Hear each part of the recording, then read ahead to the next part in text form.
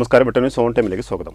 കല്യാണം ഇനി വേറെ level. Basid wedding mall, Basid arcade, Poongottukulam, Tirur. വെട്ടം VRC ഹോസ്പിറ്റൽ ആൻഡ് റീഹാബിലിറ്റേഷൻ സെന്ററിലെ നവീകരിച്ച OP കെട്ടിടങ്ങളുടെയും പ്ലേ ഗ്രൗണ്ടിന്റെയും ഉദ്ഘാടനം ജനുവരി 10 വൈകിട്ട് 6 മണിക്ക് മന്ത്രി വി അബ്ദുറഹ്മാൻ നിർവഹിക്കുമെന്ന് സംഘാടകർ വാർത്താ സമ്മേളനത്തിൽ പറഞ്ഞു.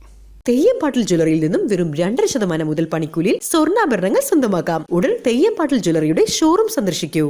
മാനസിക ആരോഗ്യരംഗത്തെ 4 നൂറ്റാണ്ടുകളായി സ്തുത്യർഹ സേവനം അനുഷ്ഠിച്ചു വരുന്ന VRC ഹോസ്പിറ്റൽ ആൻഡ് റീഹാബിലിറ്റേഷൻ സെന്ററിൽ കൂടുതൽ സൗകര്യങ്ങളുടെ VRC ബ്ലോക്ക് പുനർനിർമ്മിച്ചു.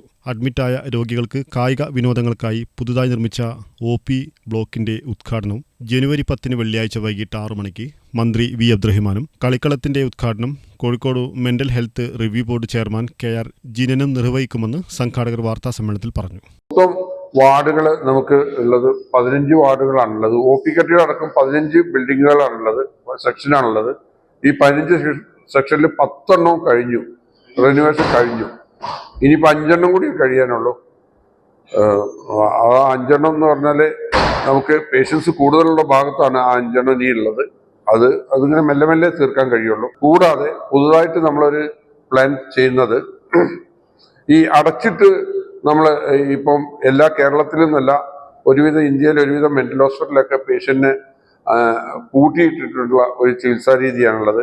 അത് ഞങ്ങൾ മാറ്റിയിട്ട് തുറന്ന ഒരു സ്ഥലത്തേക്ക്, ഒരു വലിയൊരു ഏരിയ, 1 ഏക്കർ 1.5 ഏക്കർ സ്ഥലങ്ങളും കോമ്പൗണ്ട് വാൾ കെട്ടിയിട്ട് തുറന്നൊരു സ്ഥലത്തേക്ക് വിടുക. അവിടെ പക്ഷികളും മൃഗങ്ങളെയൊക്കെ വളർത്തി അവർക്കത് ഭക്ഷണം കൊടുക്കലും, അവിടെ തന്നെ ഭക്ഷണം ചെറുതായിട്ട് ചായ, കോഫി, ചെറിയ പെട്ടിപ്പീടിയൊക്കെ പേഷ്യൻസിനെ കൊണ്ട് തന്നെ അത് മാനേജ് ചെയ്യിപ്പിച്ചുകൊണ്ട് ചെയ്യാനുള്ള ഒരു പദ്ധതി ആസൂത്രണം, അത് പ്ലാൻ ആയി കഴിഞ്ഞിട്ടുണ്ട്.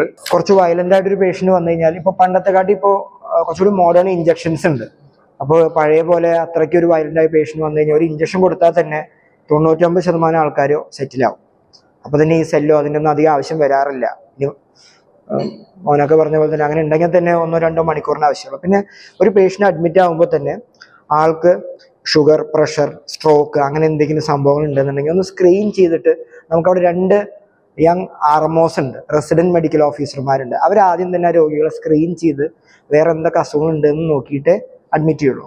ഫസ്റ്റ് പ്രയോറിറ്റി എപ്പോഴും ശാരീരികമായ അസുഖത്തിനാണല്ലോ. അപ്പോൾ ആ അസുഖങ്ങൾ ഉണ്ടെന്ന് ഉറപ്പുവരുത്തി അതിന് ട്രീറ്റ്മെന്റും കൂടി അവർ നോക്കും. ഒട്ടും പറ്റാത്തതാണെന്നുണ്ടെങ്കിൽ മാത്രമാണ് നമ്മൾ അതിന് മാനേജ്മെന്റ് കഴിഞ്ഞിട്ടാണ് നമ്മൾ ഉള്ളിലേക്ക് അഡ്മിറ്റ് ചെയ്യുള്ളൂ.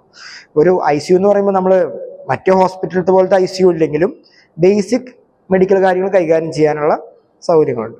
കുറുക്കോളി മൈതാൻ MLA അധ്യക്ഷത വഹിക്കും. ജില്ലാ medical officer doctor R Renuka മുഖ്യ പ്രഭാഷണം നടത്തും. ജില്ലാ പ്ലാനിംഗ് ബോർഡ് അംഗം EN മോഹൻദാസ് സംസാരിക്കും. തുടർന്ന് അന്തേവാസികളുടെയും ജീവനക്കാരുടെയും കലാവിരുന്നും അരങ്ങേറും. Managing director CM Muhammad, director KT Muhammad Shafi, KTO Abdulla, doctor KN Nipun, psychologist KR Binu എന്നിവർ വാർത്താ സമ്മേളനത്തിൽ സംബന്ധിച്ചു. വെട്ടന്യൂസ്, തിരൂർ.